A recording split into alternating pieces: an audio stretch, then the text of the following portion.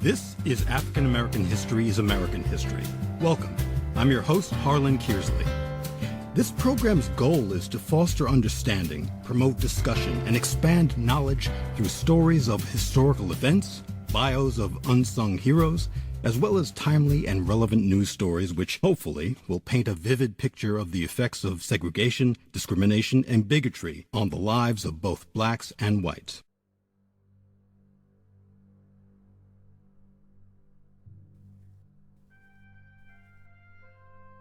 Space, the final frontier.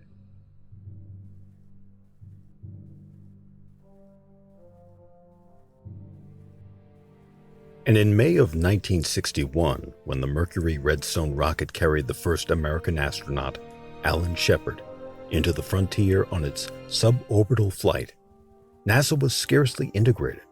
Less than 3% of NASA's 19,000 employees were black in 1961. However, by 1965, at the time of the Selma-to-Montgomery, Alabama Civil Rights March, the Huntsville Rocket Center made what was considered then a bold move to employ more black engineers. In short, our leadership in science and industry, our hopes for peace and security, our obligations to ourselves as well as others, all require us to make this effort, to solve these mysteries, to solve them for the good of all men, and to become the world's leading spacefaring nation. We set sail on this new sea because there is new knowledge to be gained and new rights to be won, and they must be won and used for the progress of all people. For space science, like nuclear science and all technology, has no conscience of its own. Whether it will become a force for good or ill depends on man. And only if the United States occupies a position of preeminence can we help decide whether this new ocean will be a sea of peace or a new terrifying theater of war. I do not say that we should or will go unprotected against the hostile misuse of space, any more than we go unprotected against the hostile use of land or sea.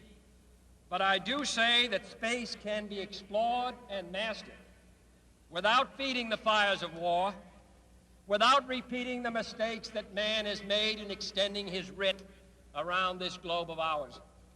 There is no strife, no prejudice, no national conflict in outer space as yet. Its hazards are hostile to us all. Its conquest deserves the best of all mankind, and its opportunity for peaceful cooperation may never come again. But why, some say, the moon? Why choose this as our goal? And they may well ask, why climb the highest mountain? Why, 35 years ago, fly the Atlantic? Why does Rice play Texas? We choose to go to the moon. We choose to go to the moon.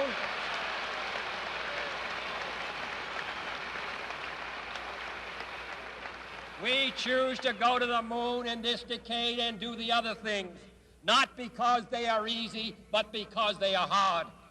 Because that goal will serve to organize and measure the best of our energies and skills. Because that challenge is one that we're willing to accept, one we are unwilling to postpone, and one we intend to win, and the others too. It's pretty much forgotten history how the Kennedy administration used NASA and the race for space as an agent for social change during the civil rights movement here on Earth.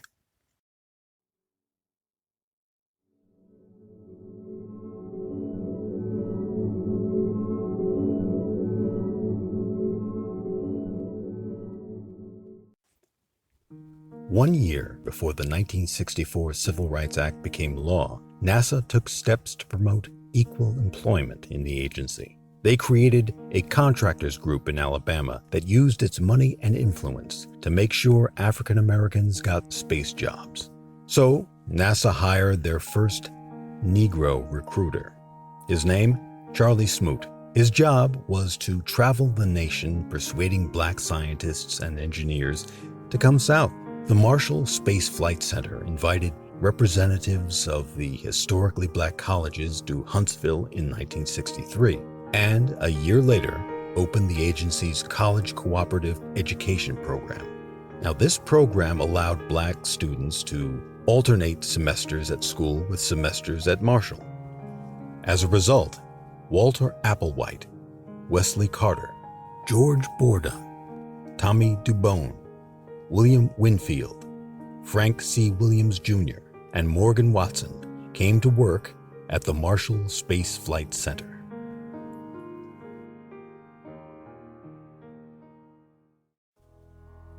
Before John Glenn orbited the Earth, or Neil Armstrong walked on the Moon, 4 dedicated black female mathematicians, Dorothy Vaughan, Mary Jackson, Katherine Johnson, and Christine Darden, known as human computers, used pencils, slide rules, and adding machines to calculate the numbers that would launch rockets and humans into space.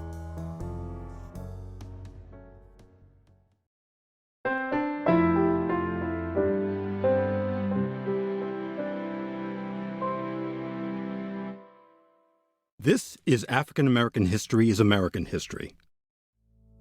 The very first African-American astronaut candidate was test pilot Captain Ed Dwight, born September 9, 1933. He was selected for astronaut training in 1961. His selection earned him international media attention. Captain Dwight appeared on the covers of all the black news magazines of the day, such as Ebony, Jet, and Sepia. However, constant racial discrimination from other astronauts and facing a lack of career opportunities, Dwight resigned from the Air Force in 1966.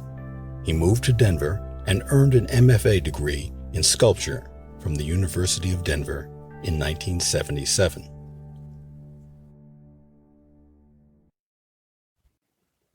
Born October 2, 1935, United Air Force Major Robert Henry Lawrence Jr. would become the first African-American astronaut.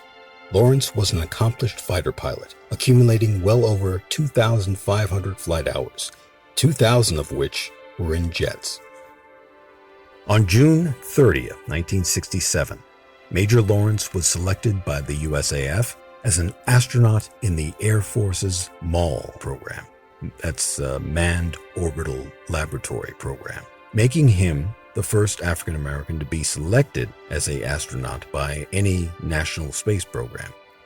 Of the significance of this selection, Lawrence said with his typical modesty, "This is nothing dramatic. It's just a normal progression. I've been very fortunate."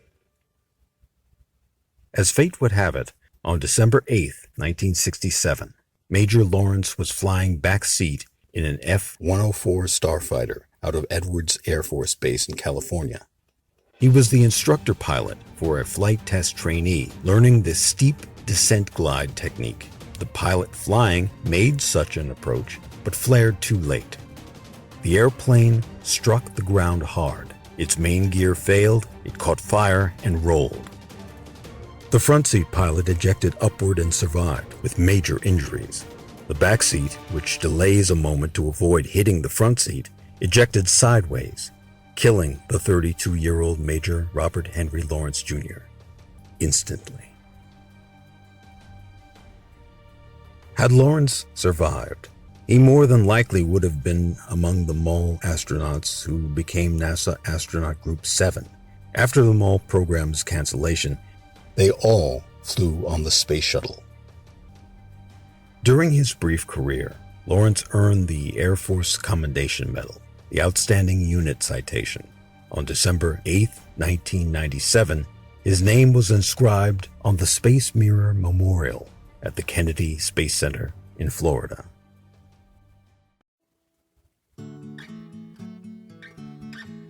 In those early days of the United States space program, history tends to overlook the contributions made by the African American technicians, mathematicians, engineers, and astronaut candidates.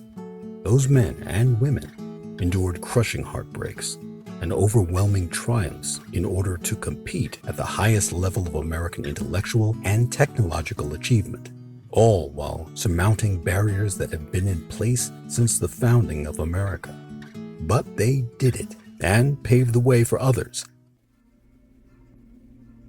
to boldly go where no one has gone before.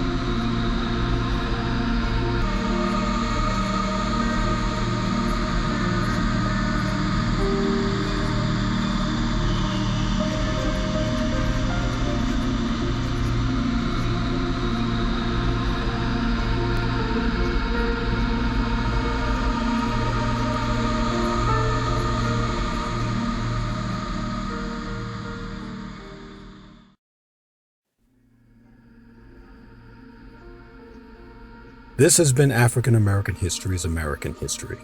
The episode you've been listening to, No Prejudice in Space, was written and directed by Harlem Historical.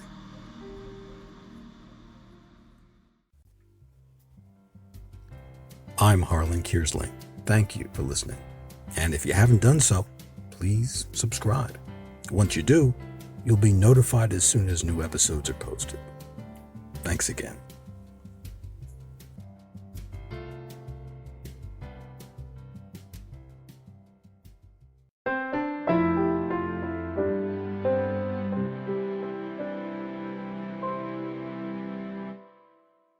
African American History is American History. Copyright H.C. Kearsley, 2019.